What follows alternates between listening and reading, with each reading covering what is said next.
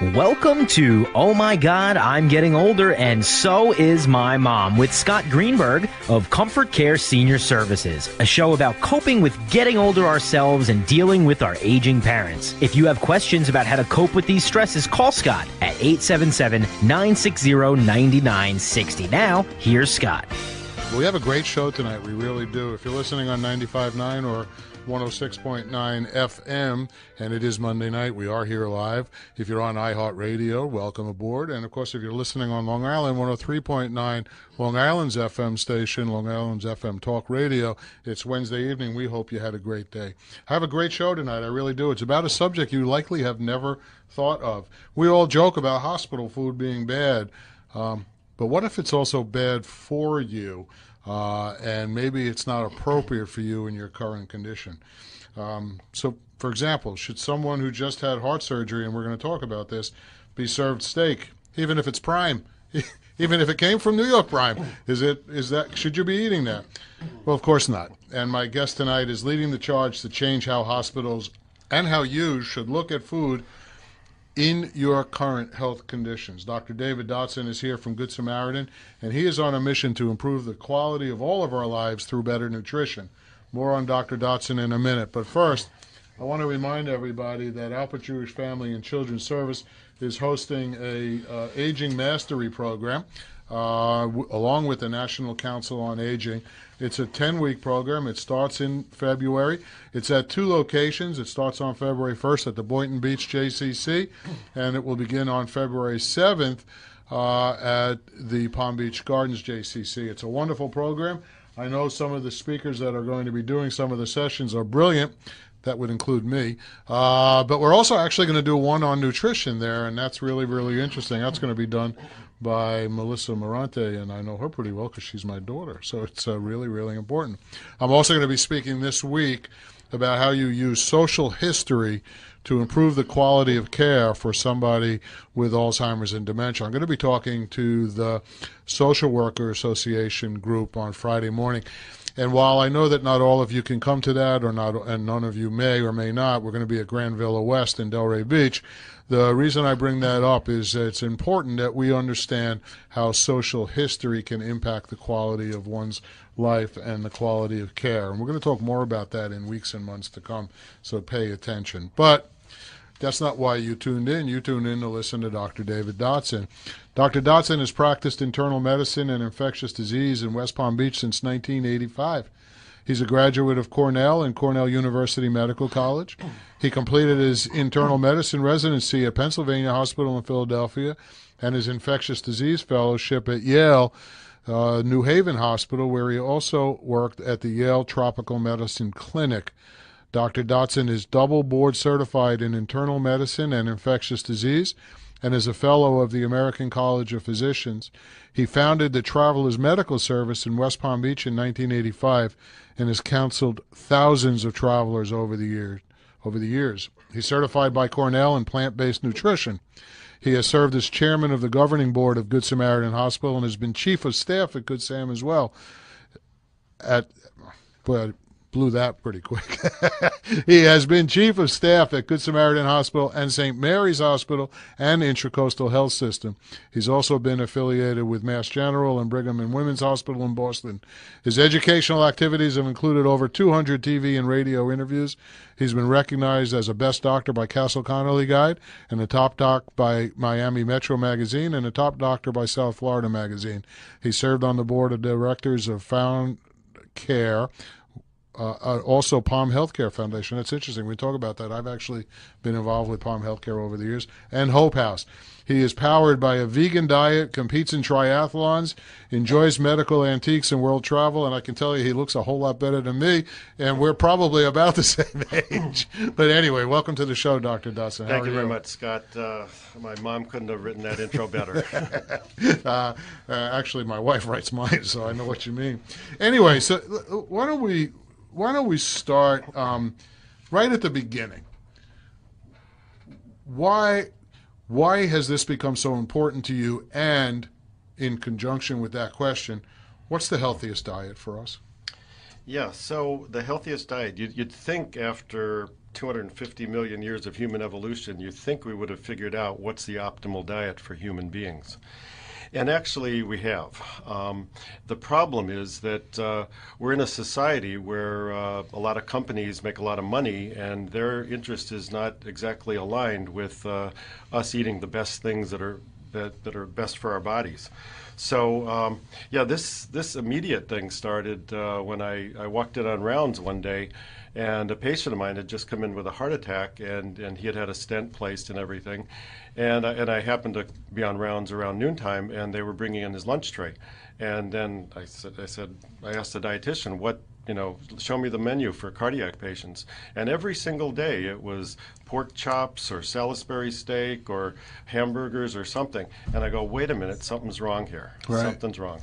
And I was just reading, there was another, one of these periodicals about a guy who came into one of the local health organizations, and he had a heart attack. And so, people have a heart attack, and then that's kind of a wake-up call, and then all of a sudden they say, I better do something better, I better eat better. Well, the question is, why wait till you have the heart attack to eat better? Right. So if you're going to change your diet for something healthy, change it before the heart attack, don't wait till after. And I know you and I have talked about this in preparation for the show, and I've talked about it with other physicians on the show, and I'm the perfect example. I really am. I'm 68 years old. I'm in pretty good shape, but I'm not in great shape. And I've had a stent, and I know that I have 50% blockage in two other arteries. Of course, we don't do anything for those just yet. My question is, we all know this, but we don't do it. So how do we talk to people in a way that gets people to understand? And then, why is it that people think, and we didn't really talk about what the best diet is yet, but why is it that people think that the best diet is not something they would enjoy, which frankly is my problem? Yeah. Well, certainly there are a lot of, the entire food industry has designed its foods to taste good. And so people get addicted to salt and fat and sugar, and that's the foods they like, and that's the foods they grow up with. But again, those foods are designed to maximize corporate profits, not maximize human health. So, and it's actually, once you start thinking about what you're putting into your body and what it's doing to you, once you make up your mind, it's actually pretty easy to change your diet. But it's, initially it's not quite what you're used to. And then what really is good is once you start eating healthier, the taste gets better, you actually feel better, and it all kind of builds on each other. So, and I think it's gotten a bad rap that everybody thought that a vegan diet was just for skinny little hippie guys, but it's really not true. And more, like for instance, in a couple of weeks, Tom Brady will be playing in the Super Bowl. He's a vegan. Right. So more and more athletes, more and more people are getting it. When you put clean fuel into your body performs better. When you put lousy fuel with fats and cholesterol and stuff, the body doesn't perform as well. So people are starting to get it, and doctors get it. A lot of doctors do. As a matter of fact, the American Medical Association just came out with a resolution, and they want hospitals to start having healthy food in their hospitals. And the American College of Cardiology just recommended that hospitals have plant-based diets in their hospitals. So finally, we're getting a critical mass where people are starting to get it, that we can improve people's health with a better diet. So the question for me then becomes, is vegan the best diet? Because there's all sorts of material out there that says a balanced meal with proteins, animal fat proteins, lean meats, chicken, eggs, those kind of things. Can you be healthy and not eat a vegan diet, or can you be vegan 3 days a week? Is it only vegan? And I'm asking because it is very confusing. Even if you're well-intentioned, it's very confusing. Well, sure. A lot of times an entity such as a corporation or a government, when they want to control, the first thing they do is confuse. Right. And so there's a lot of disinformation out there that leads people to say, I don't understand all this stuff. But when you look at the science, it's actually very clear. And what's clear is that a plant-based diet, plants, not animals, is the best thing for your body, and it's the best thing for our planet. And once you can figure that out, it's really pretty clear, and then you start seeing the evidence for it. But a lot of the recommendations, so-called boards and all that stuff, a lot of them are corporate lobbyists, and they're out to advance their own interests, not necessarily yours. So how did you come to this? I know that you've talked to me about the China study. Is that what got you here, or did you find the China study after you got here? Because you haven't not been vegan your whole life. No. I grew up outside Chicago, so I was a Midwesterner. You're a meat eater. So yeah, we right? ate milk and dairy and eggs and everything. Right. And then about 6 years ago, we read my wife and I read the China study, and that was the first really scientific evidence that I saw. You've seen diet books, but the China study was actually a cancer study in China, and it basically proved that a high-protein, animal protein diet caused more cancer. And it so happens that same diet causes more heart disease. So that was really where it started. And then there's movies called, one's of Forks Over Knives, and there's a new movie called, I'll think of it in a minute. Right. But more and more evidence is accumulating that when we eat this way, then you don't get the diseases that you get. When you eat the standard American diet, you get the standard American diseases, which are heart attacks and strokes and diabetes and overweight and cancer. And when you eat differently, then you don't. So it's interesting. I know you and I did not discuss this, but I told you I listened really carefully. Yep. There's a lot of talk about this issue in the world of Alzheimer's and dementia. Have you made any bridge with a vegan diet, plant-based diet, in the development of Alzheimer's and dementia? Or? There has been no definitive studies that have shown that, but some subsets of dementia are what's called vascular dementia, right, where the arteries gets clogged up with the same cholesterol that clogs up your heart arteries. So there is some thought that if we keep the arteries clean, that there will be less dementia, although the Alzheimer's per se, that's a specific disease with deposition of protein and everything like that. So that's a different kind of issue. Yeah, I mean, that's really interesting. So, the Mediterranean diet, often perceived to be healthier, yep, does include some of the things that are not just plant-based. Am I correct? Well, I mean, the Mediterranean diet is a plant-based diet with fish. With fish. Yeah. And a lot of people have talked, so I don't know, the China study, did it study a particular group of people? Did it study... No, so the China study was the largest nutritional study ever done in the human population at that time. It was published in 2005. And what happened was the emperor of China had died of prostate or bladder cancer, and he bequeathed to his country, he said, go do a study about the occurrence of cancer in China. And they did. And over 10 years and over tens of thousands of people, interviews, where do you work, what do you do, what do you eat, what's your family? And then they put it all in the computer, and it turns out that the highest correlation was animal meat consumption. There were hot spots in China of cancers, and other areas had no cancers whatsoever, and the diet was the difference. Wow, it's amazing.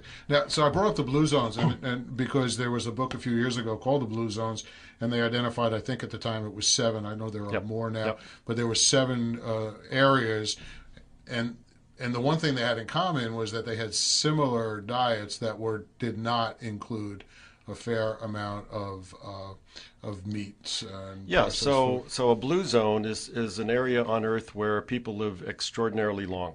And so I forget his name, but he wrote the book about the blue zones, and he went to all these places and he looked at what's the common element, and the common element is a plant-based diet and physical activity all their life. They're not couch potatoes. So, and there is actually one blue zone in the United States who knew Loma Linda, and it turns out that Loma Linda has a very high percentage of Seventh-day Adventists which don't eat meat. Right. And there's a big Seventh-day Adventist population here amongst my caregiving community, but that's another story. Mm-hmm. That's really interesting.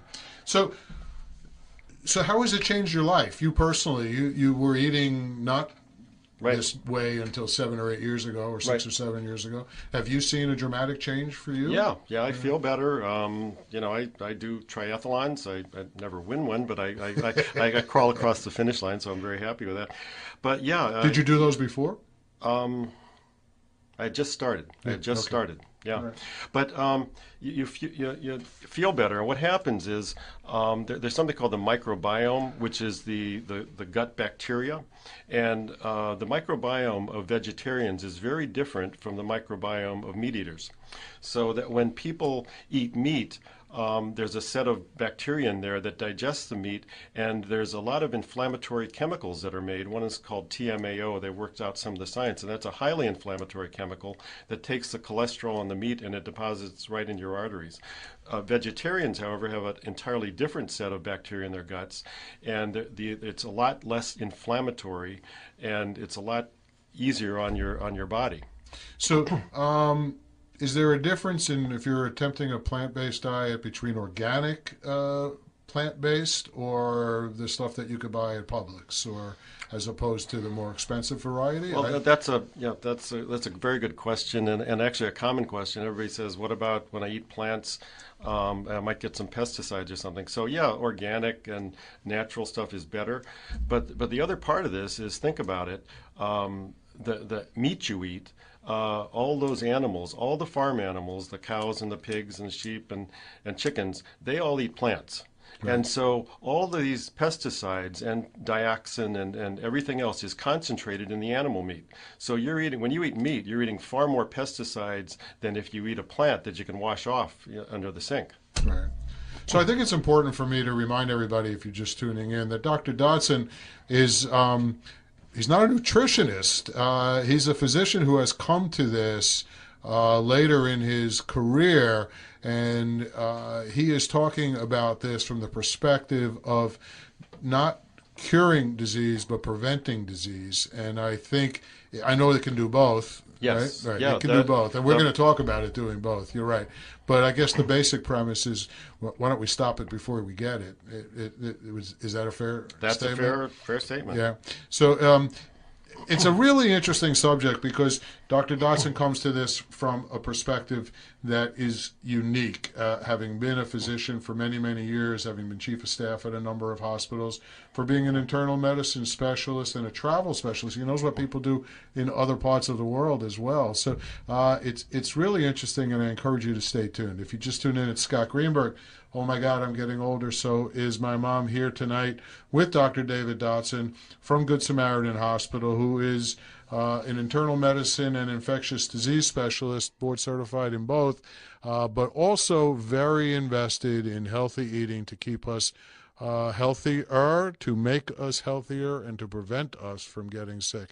If you have any questions for Dr. Dodson or for me, all you have to do is pick up the phone and call us, 1-877-960-9960. That's 1-877-960-9960. Welcome back to Oh My God, I'm Getting Older and So Is My Mom with Scott Greenberg of Comfort Care Senior Services. Reach Scott with your questions, 877-960-9960. Now, back to Scott.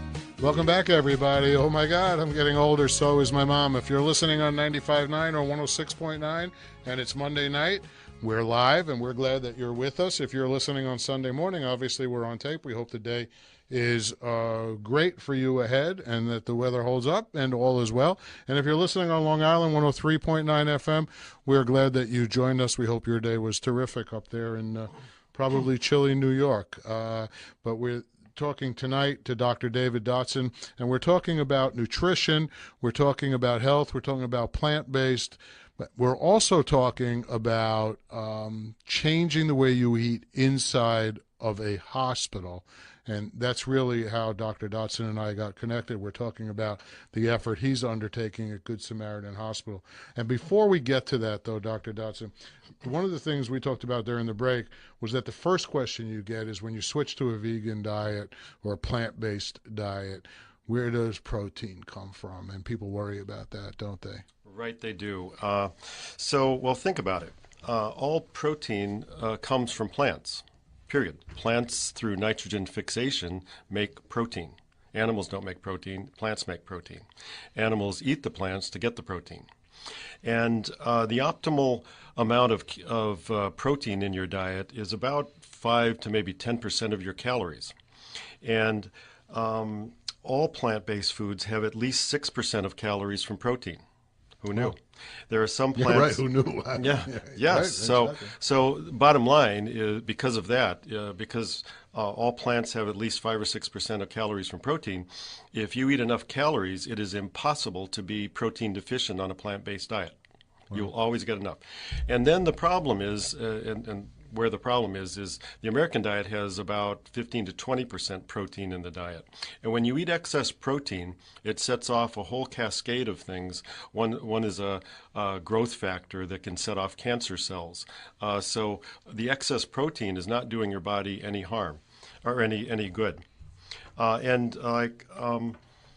As far as plant-based foods, green leafy vegetables are made up of 35 to 50% protein. Kale has 40% protein. Broccoli, 35%. Baby spinach, 51% is protein. So you're getting all the protein you need. And think about this. Think about a gorilla, an elephant, and a rhinoceros. Big, strong, huge animals. Well, what are they? What do they eat? They're vegetarians. Right. Yeah, so you can get as big and as strong, and you can be a Super Bowl quarterback like Tom Brady by eating a plant-based diet. You don't have to eat meat. You know, you mentioned that twice about Tom Brady, and I know there's been a lot of talk lately. He's in remarkable condition, and people don't realize he's, I think, 40, maybe 41. He's no kid for a Super Bowl-bound quarterback. He's in remarkable shape, and he thinks he can play for another 5 or 6 years. And he credits his diet and his exercise routine for that. Well, that's right. I mean, people listening tonight, we're all getting older, but how do you optimize your health for whatever time you have? Right. And it's by optimizing the fuel that you eat and by exercising.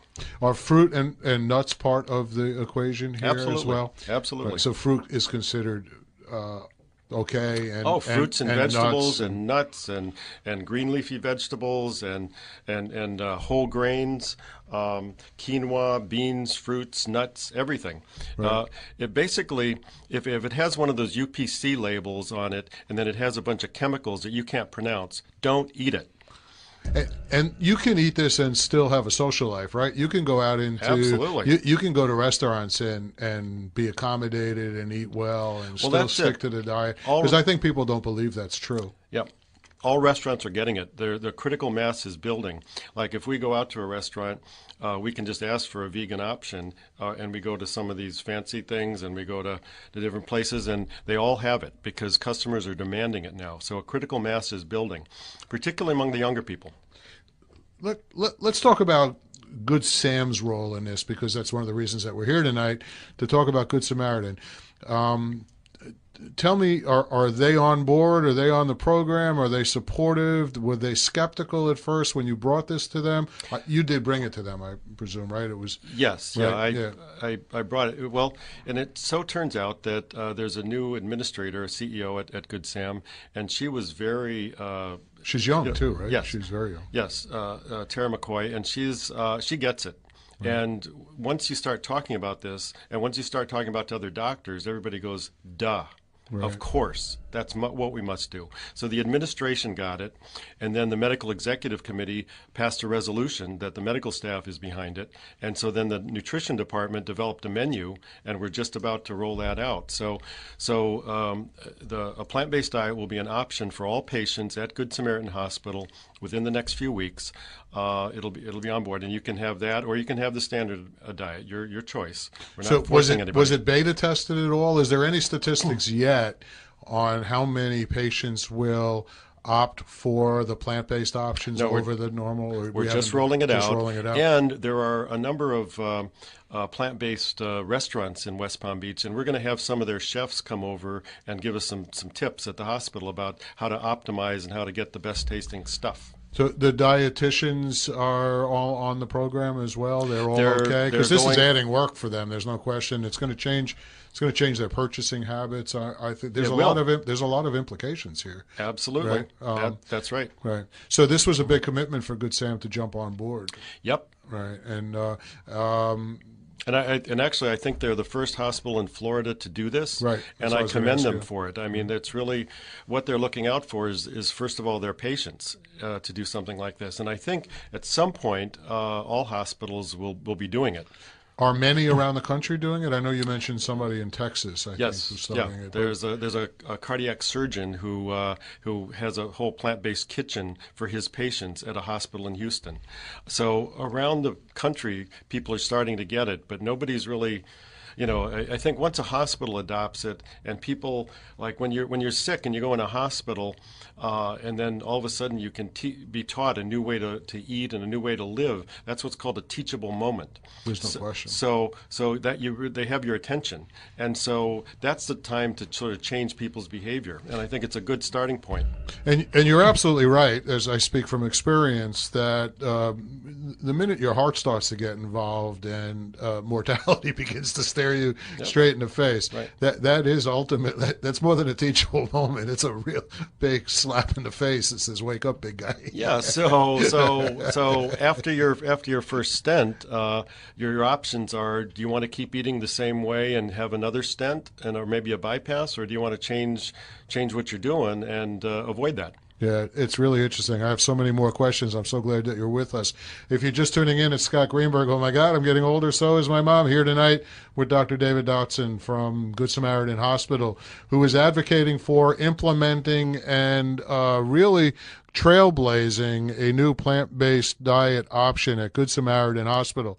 He's adapted it for his personal lifestyle, and he's talking to patients and talking to non-believers like me, perhaps, about the benefits of changing our diet. We're going to talk about so much more on this subject, which I find incredibly fascinating. I hope you do too. If you're listening on 95.9 and 106.9 FM, and it's Monday night, we are live, 103.9 FM. We're on Long Island, Long Island's Talk Radio. We're glad that you're with us. If you have questions for Dr. Dodson, you can call us at 1-877-960-9960. That's 1-877-960-9960.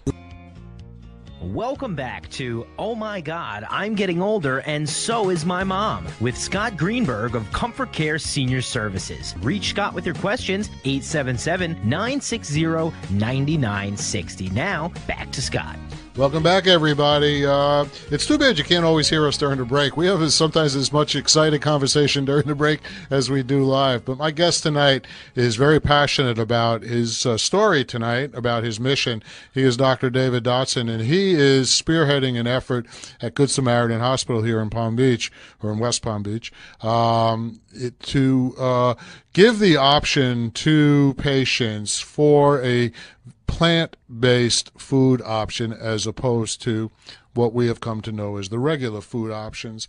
This began for him at the hospital by seeing one of his patients on rounds who had just had a heart attack and was being offered a hamburger for lunch. The revelation was we're giving him precisely what brought him here in the first place, and shouldn't we be looking at a different option?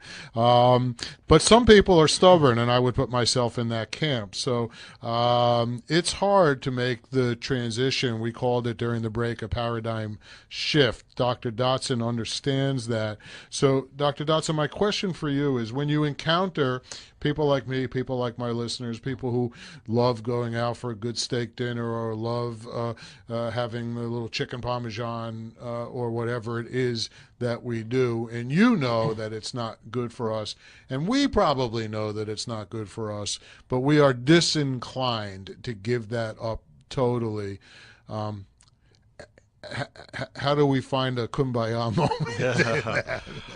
Well, one of the reasons why vegans have gotten a bad rap is, besides the stereotype of them being skinny little hippie people, is a lot of them have been scolds, Right. and who wants to hear that? But people respond to facts, to science. And when you present the facts and you present what's really going on, then people can make up their own minds. And so I tell my patients that, I don't want to tell you what to do. I want you to make up your mind what's best for you. And my advice is always a plant-based diet, and I tell them why. And then they're adults and they're free to do what they want to do in this life.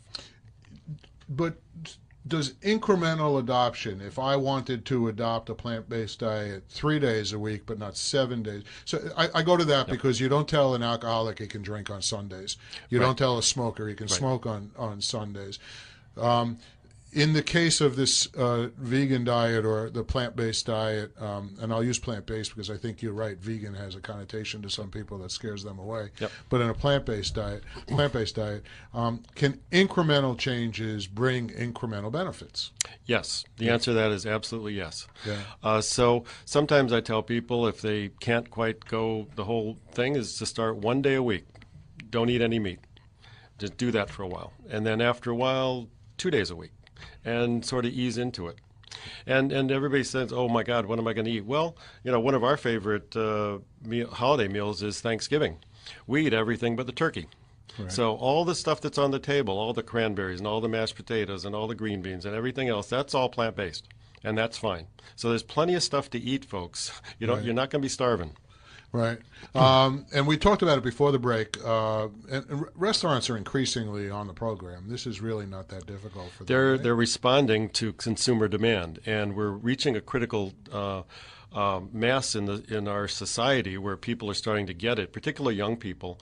And so I was talking to one guy who works in restaurant chains, and when about 20% of the market hits that's when behavior changes among restaurants. So you're seeing healthier meals, you're seeing vegan options and plant-based options in all sorts of restaurants. So there's a tremendous amount of talk about inflammation and gut health, and there are various programs out about gut health. We talked about the Whole30 being one, and there are others. What kind of changes should we adapt the program? Should we expect to see, and how long before you start to see benefits? So let's say you've decided that you want to go plant-based, and so you change your diet, you stop eating animal products, and right off the bat, you've saved some animal lives. Right. When you look at the meat industry, it's one of the biggest contributors to global warming. Right. So you can buy an electric car, or you can take a shorter shower and stuff. But if you ask me, what's the best thing I as an individual can do to help the planet? It's stop eating meat. 70% of all the land in the United States is used for crops that feed animals. 80% of all the antibiotics that are made go to feed animals because it keeps them healthy in their factory farms. And it's a very inefficient way to feed ourselves. It takes 2,400 gallons of water, 12 pounds of grain to make 1 pound of beef. So it's an incredibly inefficient system. So if 80% of the grains that are grown in the United States go to feed animals. And so if you cut out the animal middleman, you could feed the world, and you could stop world hunger. Wow, that's really quite astounding. It is amazing. Right. Wow, I have so much more to ask you, and that's a good thing because we still have a little bit of time left. I want to talk about drugs. How we talked about polypharmacy, about how drugs play a role in this. I want to come back to, on a personal level, what kind of results will I feel if I start to adopt this. I want to revisit the hospital's commitment to this and how this is going to roll out, and is there an expectation about adaptation or adoption. We'll talk about exercise, and we'll run out of time before we run out of topics to talk about. If you're just tuning in, it's Scott Greenberg on Oh My God, I'm Getting Older, So Is My Mom. Here tonight with Dr. David Dodson. Dr. Dodson has built his practice over the years in internal medicine and infectious disease. He also has a travel medicine practice. We're not going to get much chance to talk about that tonight. I wish we had, because it's a really interesting subject as well. But he has become a plant-based aficionado on a personal level, and now he has brought that to Good Samaritan Hospital. And Good Samaritan Hospital has agreed to get on board to make the investment both intellectually and financially to build all of the resources necessary to offer patients an option that heretofore was not available. It is the first of its kind in the state of Florida, and one of the first in the nation. It's really something to be proud of, and it's something to understand, and they're about to roll that out about, and that is why Dr. Dodson is here. So if you have questions for Dr. Dodson or for me, you can call us at 1-877-960-9960. That's 1-877-960-9960. Welcome back to Oh My God, I'm Getting Older and So Is My Mom with Scott Greenberg of Comfort Care Senior Services. Reach Scott with your questions, 877-960-9960. Now, back to Scott. Welcome back, everybody. I'm here tonight with Dr. David Dodson. Dr. Dodson is an internal medicine and infectious disease physician practicing at Good Samaritan Hospital. He has a long and impressive resume. I won't go through that again, but he is here tonight to talk about the benefits of a plant-based diet, and he's here to talk about the initiative that Good Samaritan Hospital is undertaking to introduce a plant-based diet option to their patients. They're not going to do away with their other diet and other food options, but they're going to add this in. And I guess it's going to be really interesting soon to find out how many people opt for the plant-based options and how that works. And of course, will the physicians encourage people who are there? I'm sure the hospitalists will be on board pretty quickly, but the outside physicians will be a harder sell, perhaps. I don't know if that's true or not. But I don't know. I think more and more docs are starting to get it, Yeah. and they want the best for their patients, and so they'll go along with it. Yeah. And the other part of my mission here tonight that you didn't mention is to keep the radio host Scott Greenberg alive, to keep doing these shows. Yeah, for those of you just tuning in, we're negotiating in between. During the commercial breaks, we're negotiating. But one of the questions I wanted to ask you, this is really important.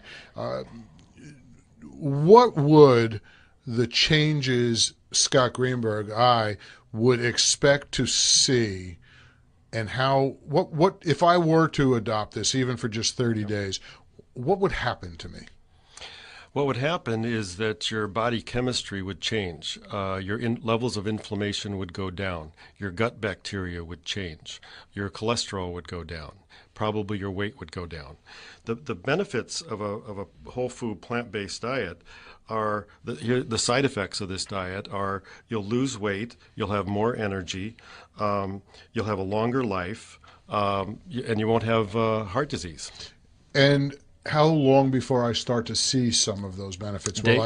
Your gut flora starts changing within days to weeks. Really? Yep. So changes start in your gut, and then your cholesterol levels will start to go down. Your inflammatory markers will start to go down, and that's within days to weeks. And I don't know why this just popped into my head. Where does gluten fit into this? And are breads included or not included in this? Carbs are all breads, whole foods are fine. There are some people who are sensitive to gluten. Probably more people think they are than actually are, but there are some people who are sensitive to gluten, and they shouldn't be they should eat gluten-free, whole grains. But most people aren't. Yeah. So a couple of other somewhat practical questions, or at least practical in my mind, is how do drugs play a role in diet? Will this affect drugs? Will it make them more efficacious? Would it make them less so? I know we struggle. I talk often on the show about polypharmacy. People take too damn many drugs. I mean, and we do. Yeah. And we all understand why. Well, not everybody understands why, but you and I understand why we take drugs, because people are selling us.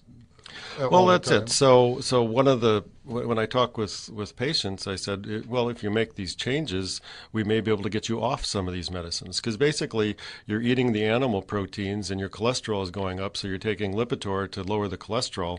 Well, why not stop eating the cholesterol?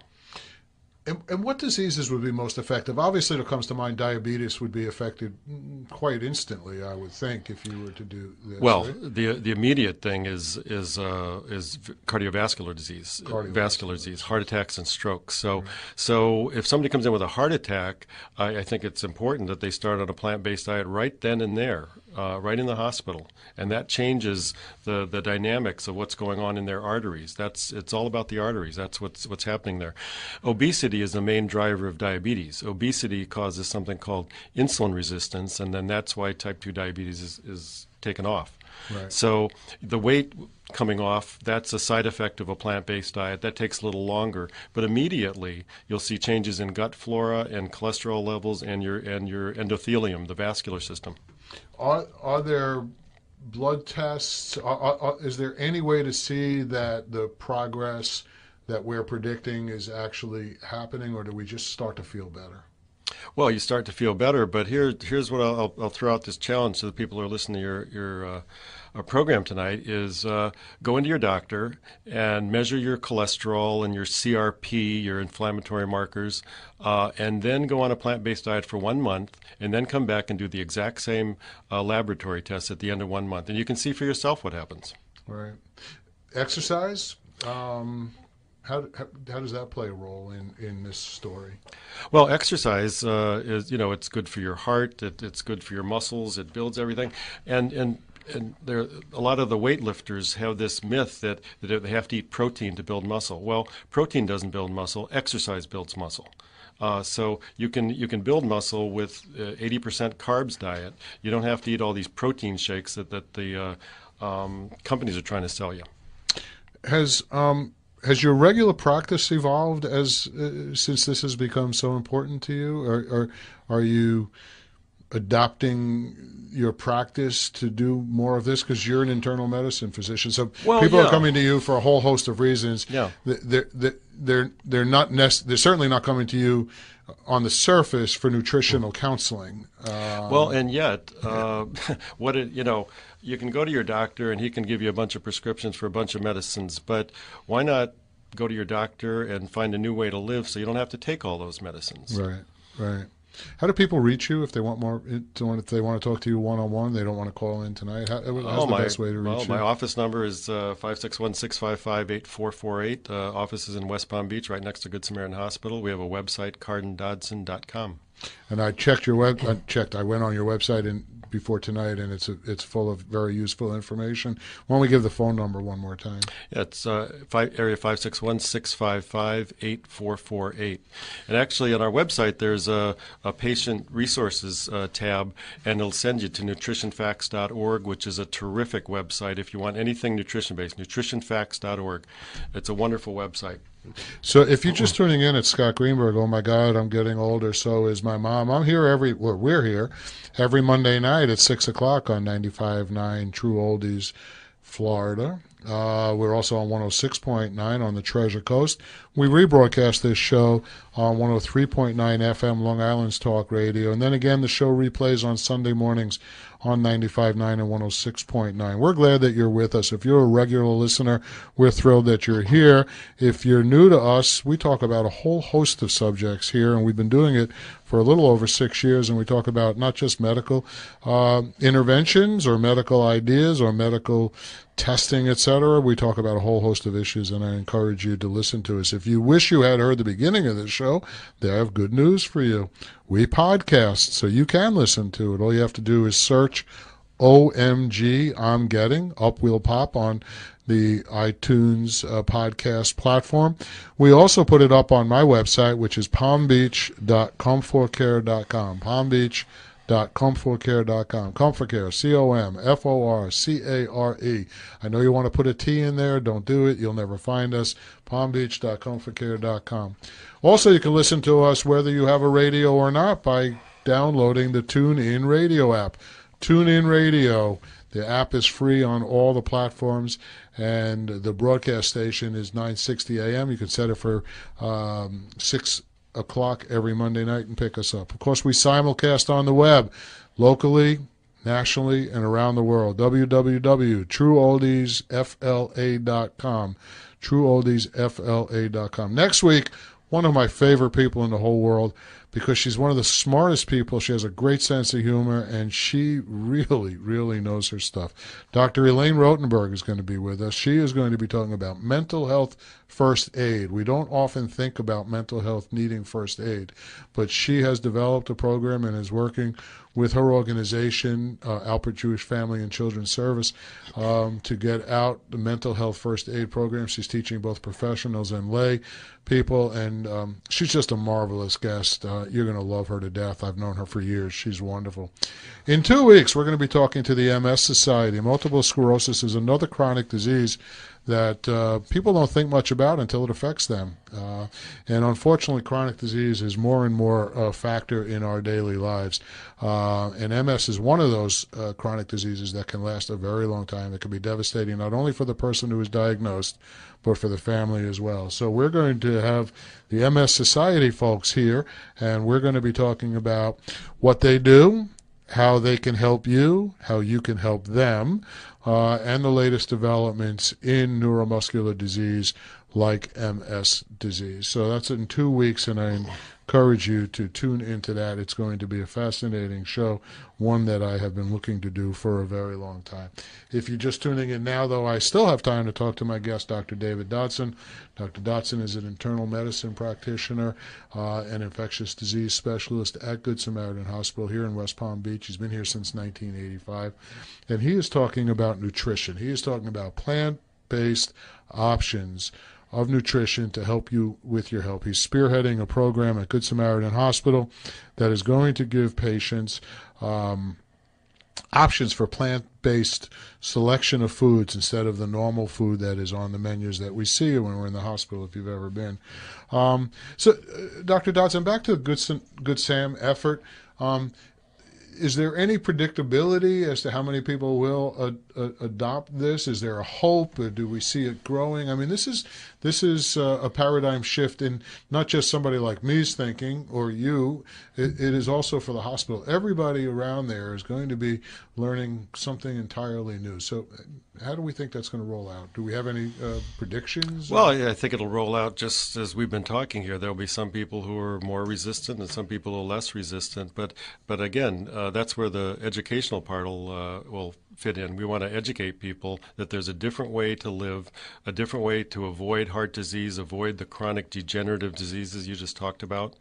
And one other level of comfort for people in our age group. In his last book, Dr. Spock recommended a plant-based diet. Oh, is that true? That's true. Wow. I just tell you a funny story, which has nothing to do with this, but Dr. Spock, which many of us at our age group were intimately familiar with as we were raising our kids, I mentioned it to my kids once, and they thought I meant Mr. Spock from Star Wars. They had no idea what I was talking about. So one of the specialties of your practice is travel medicine. And I know we're not going to have time to talk about travel medicine. But when people travel, they tend to become more. Is there anything connecting the travel? A lot of my listeners travel extensively, and this diet. Absolutely. Is there a connectivity or connection between the two? Yeah. So, as we were talking about before, there's an intimate link between what people eat and the health of our planet. Right now, animal foods contribute to global warming, water scarcity, species extinction, Amazon destruction. 5 million acres a year are being cut down so that animals can graze, depletion of our oceans, and world hunger. Those are the side effects of an animal-based food economy. So in the end, we're talking about our own health, but what good is your own health if your planet's dying? We have 7 billion people on this spaceship that we call home, and we're destroying it. And if you're really into conservation, I think it was John Muir who said, a real conservationist realizes that we didn't inherit our planet from our grandparents. We're just taking care of it for our grandchildren. And when you think about it that way, you start changing your behavior. And when you change your behavior by eating, you'll change the consequences of what's going on in our planet. So the single best thing, if you can, a plant-based diet will give you better personal health. It'll give better health for our planet. And then we haven't even talked about how many billions of animals you'll save from a cruel and shortened life. It's amazing. So I have to thank you so much. Most of my guests are not near as passionate about their story as you are, and I can't thank you enough for taking the time out of your busy schedule to be with us tonight. Thank you. And I think the information, while challenging for me maybe personally and for some people, is something that we really need to pay more attention to. If you have more questions for for Dr. Dodson. You can reach him at his office. We gave you the number a few minutes. Why don't we give the number one more time? We only have well, the office is area 561-655-8448. And I encourage you to call him up, make an appointment, go see him. He's got a great reputation. One more thing, if you want to learn more about this and you have Netflix, watch a movie called Forks Over Knives, and then another movie is called Food Choices. Right. Those two will get you right up to speed with what we're talking about. It's a fascinating subject, plant-based diet. This is, of course, Scott Greenberg. Oh, my God, I'm getting older, so is my mom. As I said earlier, we're here every Monday night. We're glad that you are, too. We hope that you'll come back.